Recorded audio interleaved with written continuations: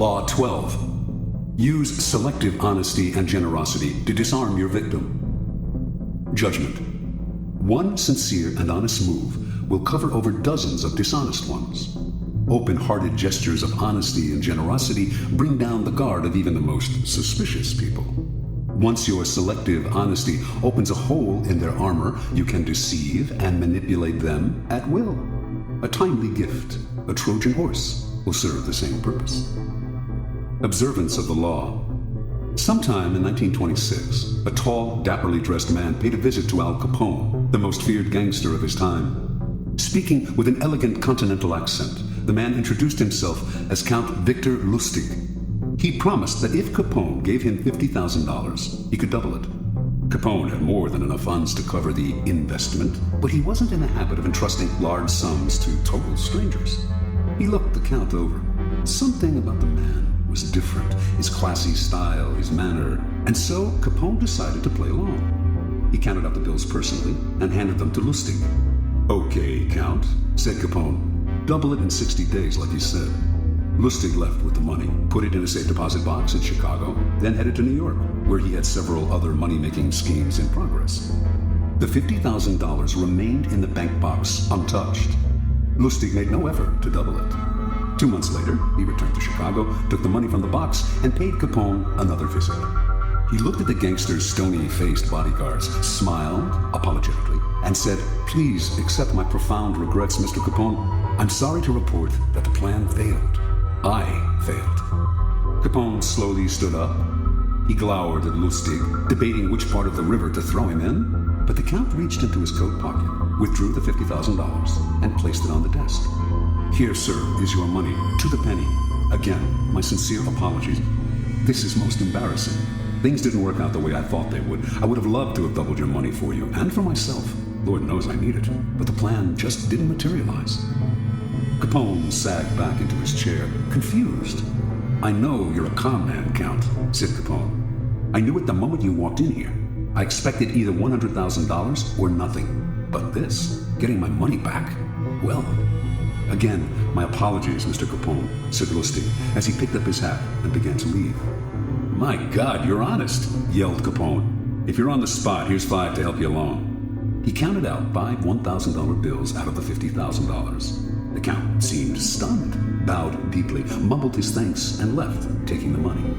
The $5,000 was what Lustig had been after all along. Interpretation. Count Victor Lustig, a man who spoke several languages and prided himself on his refinement and culture, was one of the great con artists of modern times. He was known for his audacity, his fearlessness, and, most important, his knowledge of human psychology. He could size up a man in minutes, discovering his weaknesses, and he had radar for suckers.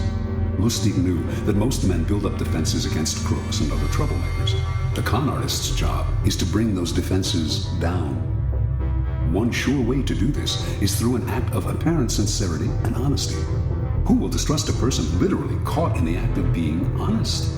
Lustig used selective honesty many times, but with Capone, he went a step further. No normal con man would have dared such a con. He would have chosen his suckers for their meekness, for that look about them that says they will take their medicine without complaint. Con Capone, and you would spend the rest of your life, whatever remained of it, afraid. But Lustig understood that a man like Capone spends his life mistrusting others. No one around him is honest or generous, and being so much in the company of wolves is exhausting, even depressing. A man like Capone yearns to be the recipient of an honest or generous gesture, to feel that not everyone has an angle or is out to rob him. Lustig's act of selective honesty disarmed Capone because it was so unexpected. A con artist loves conflicting emotions like these, since the person caught up in them is so easily distracted and deceived. Do not shy away from practicing this law on the Capones of the world. With a well-timed gesture of honesty or generosity, you will have the most brutal and cynical beast in the kingdom eating out of your hand. Keys to power. The essence of deception is distraction. Distracting the people you want to deceive gives you the time and space to do something they won't notice. An act of kindness, generosity, or honesty is the most powerful form of distraction because it disarms other people's suspicions. It turns them into children, eagerly lapping up any kind of affectionate gesture. In ancient China, this was called giving before you take. The giving makes it hard for the other person to notice the taking. It is a device with infinite practical uses. Brazenly taking something from someone is dangerous, even for the powerful. The victim will plot revenge. It is also dangerous simply to ask for what you need, no matter how politely. Unless the other person sees some gain for themselves, they may come to resent your neediness. Learn to give before you take. It softens the ground, takes the bite out of a future request, or simply creates a distraction.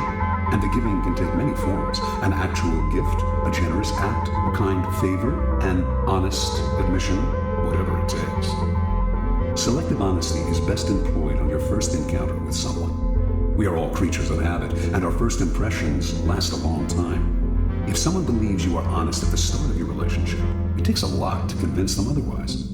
This gives you room to maneuver.